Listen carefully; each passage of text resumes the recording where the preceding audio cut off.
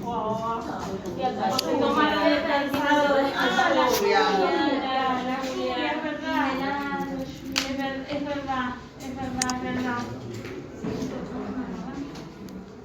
Sí, a las 2:15 se largó. Con Sí, todo, yo no baldazo. escuché nada, la verdad. Me dormí y no escuché nada. Me desperté con el trueno así y después me desperté a las 5 de la mañana.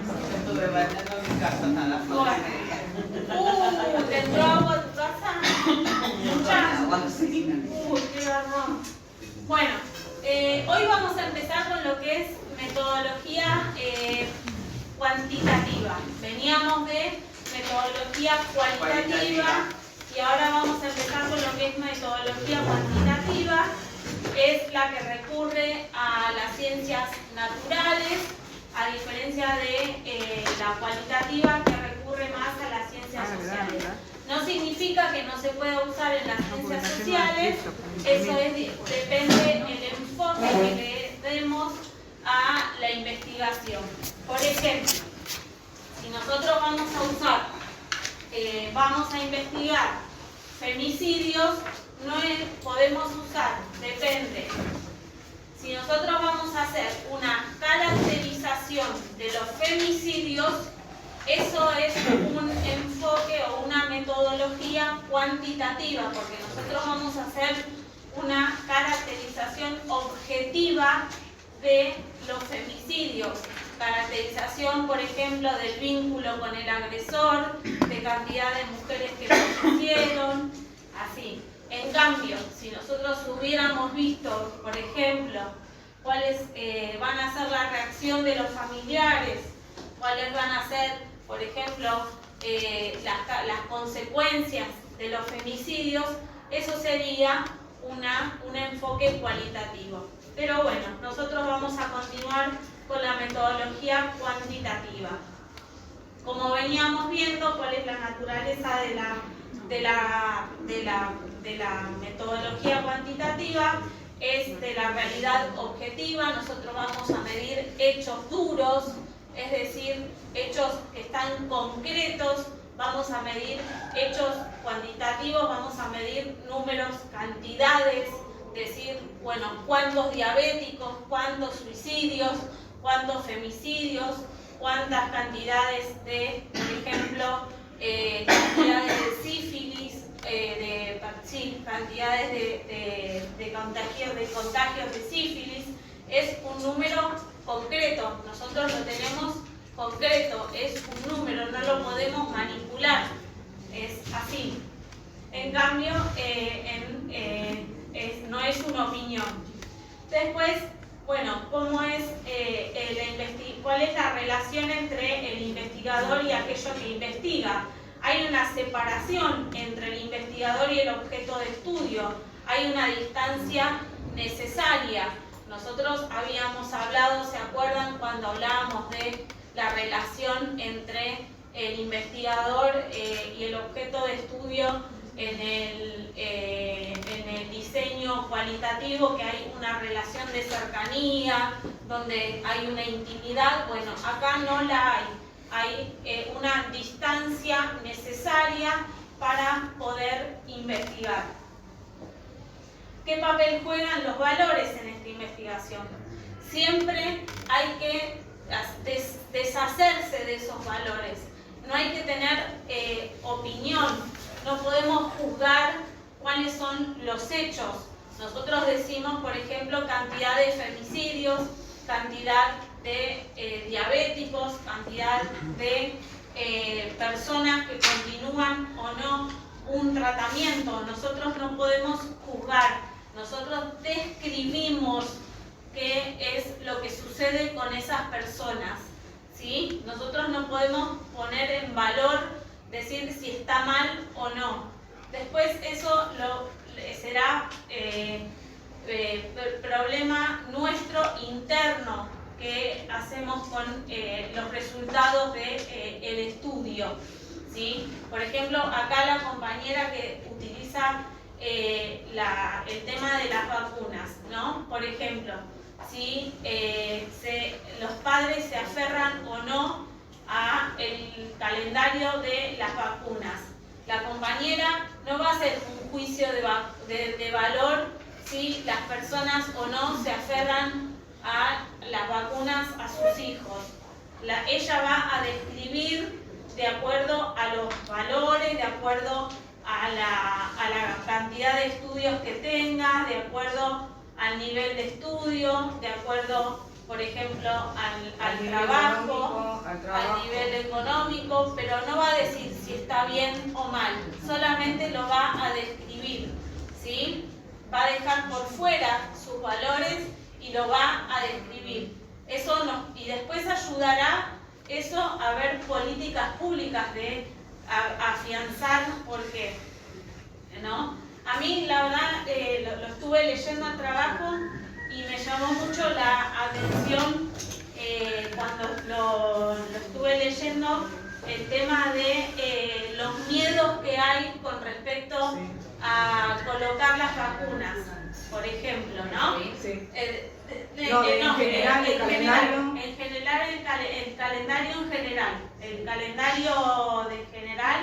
desde cero a la compañera lo tomó de 24 meses, 60 meses. De 2 a 5 años. De 2 a 60, y el calendario en general, las madres y los padres tienen mucho temor por las consecuencias de colocarse las vacunas. La verdad que me llamó mucho la atención que a esta altura todavía haya tanto prejuicio de colocarse las vacunas. Entonces, bueno, volviendo a eso, la compañera solo va a hacer una descripción de por qué los padres y las madres van a tener una baja adherencia al calendario de vacunas. Por ejemplo, las compañeras que van a hacer sífilis en adolescentes, las compañeras no van a juzgar a los adolescentes porque tienen poco conocimiento con respecto a sífilis, sino simplemente van a describir cuáles son las causas de por qué los adolescentes tienen poco conocimiento de la enfermedad. Después, acá metodológicamente, primero en la introducción van a hacer una pequeña introducción de por qué se estudia el tema que se estudia, cuál es el interés, se va a hacer una pequeña deducción en el diseño, se va a hacer una hipótesis de que por qué, por ejemplo, los adolescentes tienen poco conocimiento sobre sífilis, o se puede hacer por qué, por ejemplo, con respecto a hipótesis, con respecto al diabetes, puede ser que nosotros digamos que las mujeres son las que más se adhieren al tratamiento en relación a los varones. Eso también es una hipótesis, por ejemplo. Y luego, al final, podemos hacer la inducción en el análisis, es decir, establecer leyes generales. ¿Esto qué quiere decir? Que cuando nosotros hacemos en metodología cuantitativa, podemos hacer que extrapolar nuestros resultados a otras poblaciones. Si nosotros hacemos nuestra población de diabéticos y nuestra caracterización de diabéticos o diabéticas en La Matanza en el año 2021, podemos hacerlo en otras poblaciones, por ejemplo en Berazategui, o por ejemplo ya en Buenos Aires, esto es posible hacerlo en el diseño cuantitativo, porque justamente esto es lo que nos permite ciertos cálculos que yo luego les voy a ir enseñando en el modelo cuantitativo, lo que no nos permite en el modelo cualitativo, que justamente es para pequeños grupos. Y los modelos causal, relación causal. El marco teórico. La importancia del marco teórico en la metodología cuantitativa. Acá es donde hay que tener una mayor énfasis en el marco teórico y explicar cada concepto que nosotros vamos a utilizar, porque eso es lo que nos va a dar lugar a las variables. ¿Se acuerdan que eran las variables que lo explicamos la vez pasada? No. Bueno, las variables son las características de las unidades de análisis. Nosotros tenemos a la persona que es nuestra unidad de análisis. Unidad de análisis, ¿no? Acá tenemos a la persona que es un dibujo súper elaborado, Picasso, me envidia. Esta es la constante. La unidad de análisis es cada diabético del partido de La Matanza en el año 2021. Este es el constante. Este es el constante, ¿no? Lo que yo voy a tener. Y después yo voy a tener variables. Variables.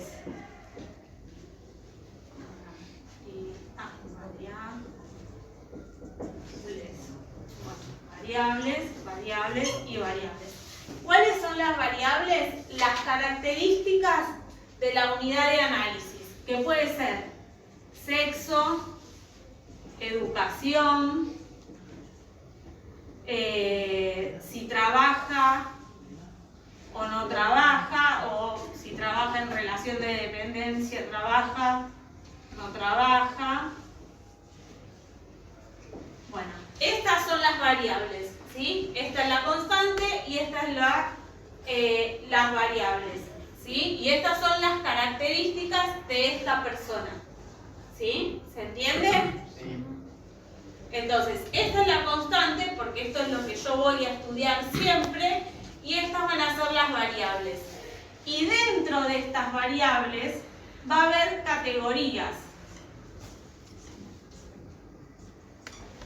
Dentro de estas variables va a haber masculino, femenino y otras variables, educación primaria, secundaria y trabaja o no trabaja, ¿sí? O, por ejemplo, nivel de estudio.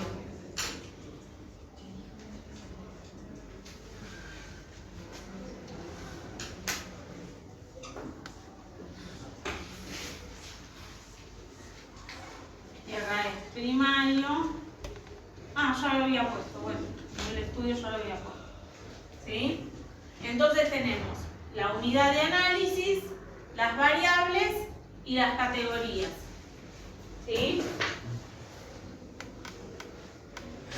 Después tenemos el modelo en que se postulan las relaciones entre dichas variables. Cuando yo hago una hipótesis, voy a hacer jugar estas variables. ¿En cuál diapositiva está? En la 4. En la 4. Está bien. En el modelo se van a postular relaciones entre variables, ¿sí? Eso es una hipótesis. Una hipótesis es relaciones entre variables. Entonces, yo, por ejemplo, voy a decir, las mujeres adhieren más al tratamiento que los varones, ¿sí? Entonces yo voy a hacer que esta variable, sexo, ¿no? Variable, sexo, se relacione con la otra variable que es adherencia, espero que lo escriba bien, adherencia al tratamiento.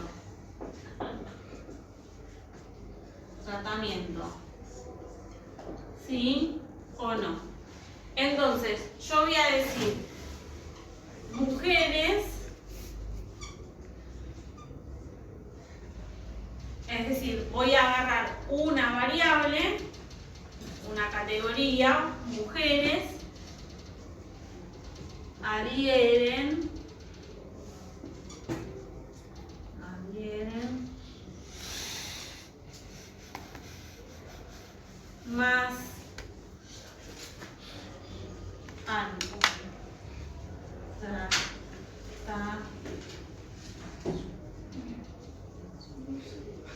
al tratamiento que los varones. ¿Se entendió esto o lo explicamos de vuelta?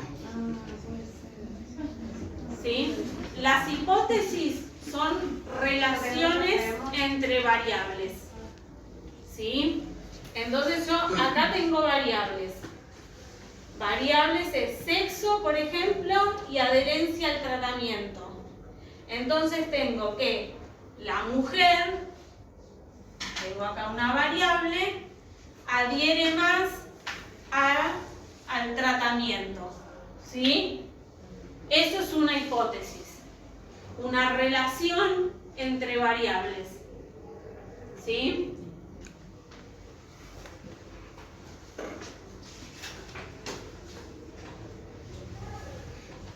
Después, bueno, el famoso recorte espacio-temporal en un universo teórico, eso lo sabemos desde el principio. La teoría observacional en la cual se apoyan las definiciones de las variables, la teoría observacional es lo que yo veo, los datos que yo veo, cuento, voy a decir una bestialidad, un diabético, 2 diabéticos, 3 diabéticos, 4 diabéticos, yo los veo, los cuento en teoría observacional, y el marco teórico debe ser factible en ser transformado en proposiciones deducibles entre sí, es decir, en hipótesis entre hipótesis. ¿Sí? Bueno, ¿cómo se acuerdan que en la metodología cualitativa había entrevistas para entrar al campo, había focus group? Bueno, en la metodología cuantitativa están las famosas encuestas, que acá yo les traigo, las escalas de aptitudes, los test, los experimentos. Las escalas de aptitudes son cuando, no sé si alguna vez le preguntaron, por ejemplo, satisfecho, muy satisfecho, poco satisfecho. Bueno, acá yo les traje para que vean, no sé si alguna vez hicieron la encuesta permanente de hogares, que es muy similar al censo, para que lo vean, que son así las preguntas cerradas. Es todo lo contrario a una encuesta. Acá la pregunta es cerrada. No pueden responder más que sí, no. Ya es así. No sé si alguna vez se le hicieron. A mí nunca me le hicieron la social. A nivel social se hace, claro. El censo se hace cada 10 años. La encuesta permanente de hogares se hace cada 3 meses, se hace 4 veces al año. Es para tener datos más actualizados. Y la diferencia es que el censo se hace a nivel universal. Se hace de toda la población. Nos hacen ahora creo que son 43 millones, ¿no? Somos 43 millones o 44. 47. 47. Ah, sí, mierda, está desactualizada. Bueno, la encuesta permanente de hogares se hace a lo que se dice a una muestra, a un pedacito de la población, a una muestra que se dice representativa, para poderla extrapolar y ahí medir indigencia, para medir pobreza, para medir diferentes cuestiones, por ejemplo, cantidad de personas que tienen cloacas, cantidad de personas que tienen diferentes cuestiones. Se hace a las personas, hay dos que se hacen. Yo creo que saqué la de hogar. Se hace al hogar y se hace a las personas que están viviendo dentro del hogar. Bueno, bueno, las fases o la etapa del diseño cuantitativo,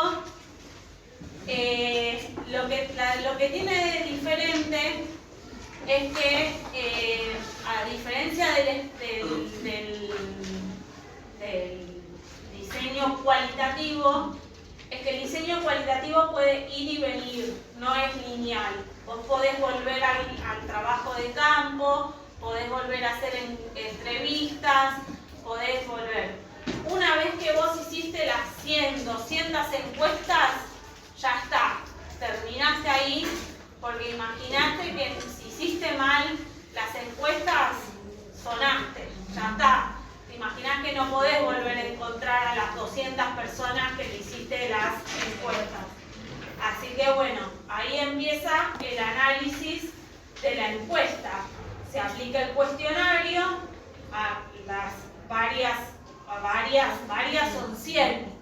Y acá es donde está la diferencia, la distancia que hace el encuestador. El encuestador manda a gente a hacer las encuestas, manda empresas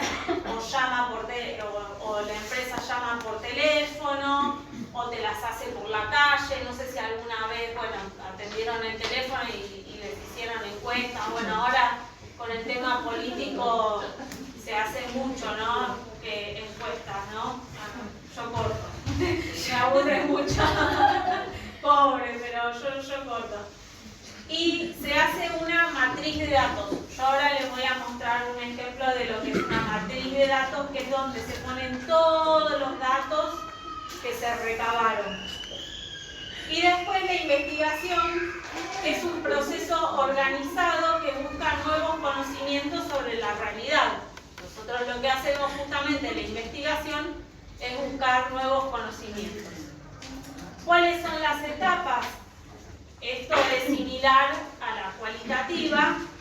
Es una preparación teórica del problema, una formulación de los problemas de la investigación, un proceso de trabajo que comienza con una pregunta y concluye con una respuesta, surge con una pregunta-problema, que se trata de dar respuesta con la recolección y análisis de datos, que no se arranca de cero y que hay antecedentes o estado del arte.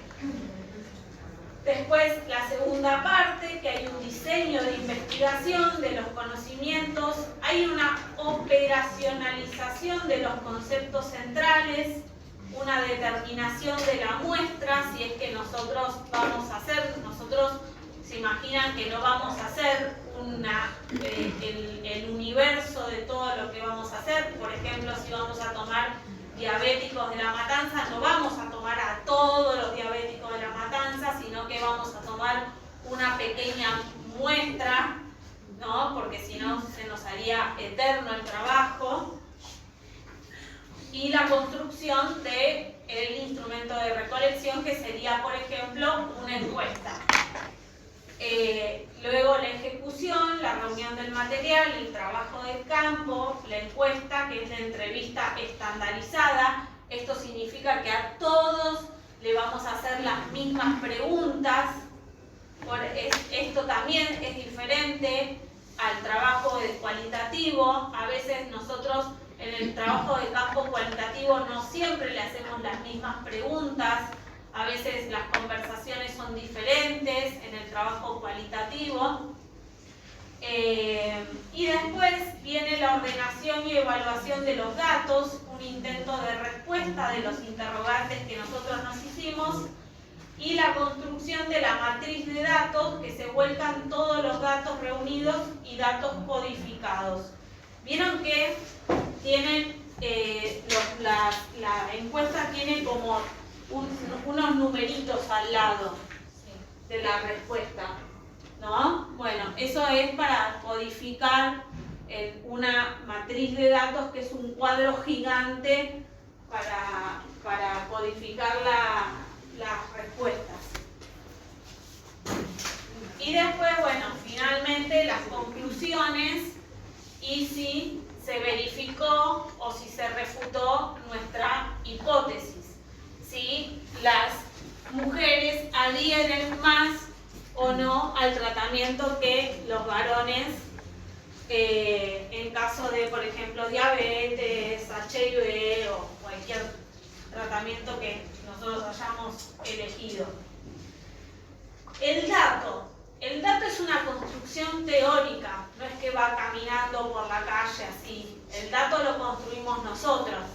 Por ejemplo, una persona diabética es una persona diabética porque nosotros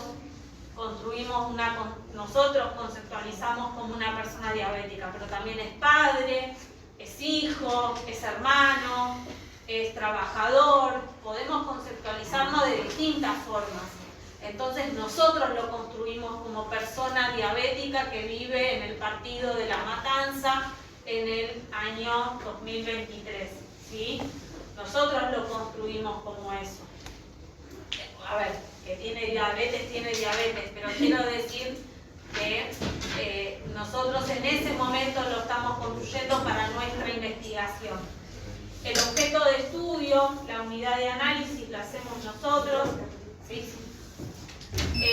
La variable, las características las elegimos nosotros, que es lo que elegimos nosotros ver, las características, qué aspectos, qué conceptos de las unidades de análisis buscamos nosotros, y el valor que toma la variable, qué edad, qué sexo, qué nivel educativo, si trabaja o no trabaja, o si trabaja en relación de dependencia o por su cuenta, y eso hace la matriz de datos. Acá la matriz de datos yo lo hice en 3 unidades. Ustedes imagínense en 100 unidades de imagínense lo que es una unidad en 100 unidades de análisis, que tengan acá 100 unidades, las 100 edades, las 100 sexos, todo, imagínenselo en grande, la unidad, la matriz de datos. Yo lo hice en pequeño como para que ustedes se den una idea, pero eso es construido en una encuesta de 100 personas. Y por último, el código que se asigna, que es como el código que se le asigna, como vieron ahí en la encuesta de hogares. Acá categoría de respuesta, los datos originales son transformados en número a modo de que puedan ser contados, y la matriz debe cumplir las siguientes condiciones. Comparabilidad, debe ser homogénea, el mismo ítem en todos los casos. Clasificabilidad, cada variable para cada una de las unidades de análisis. Completud, no debe faltar ninguna unidad de análisis sin calificar. A veces pasa que los encuestadores tienen casos perdidos, es decir, se les pierde alguna respuesta. Lamentablemente eso pasa en 100 casos. Se contemplan casos perdidos, pero bueno, técnicamente se les llama casos perdidos. Y por último, el rapport, que es la capacidad del encuestador para lograr el ambiente favorecedor. ¿Esto qué significa? ¿Vieron cómo hablábamos en el cualitativo? Sí. Que el encuestador tiene que lograr cierto ambiente de confiabilidad para lograr alguna respuesta, para lograr... Bueno, esto más o menos es lo mismo. El encuestador tiene que lograr cierto ambiente para que la persona conteste con paciencia las 200 preguntas que tiene la encuesta de hogares y que no se le pase ninguna, o que no le mienta, o que realmente le responda lo que le tiene que responder. A veces pasa, ¿sí? Así que, bueno, esto es el inicio de la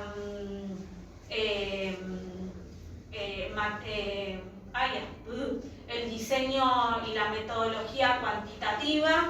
Esto es, vamos a empezar a afinarlo, así que bueno, vamos a la clase que viene, vamos a seguir con variables, vamos a seguir con categorías, así que bueno, es para empezar a ingresar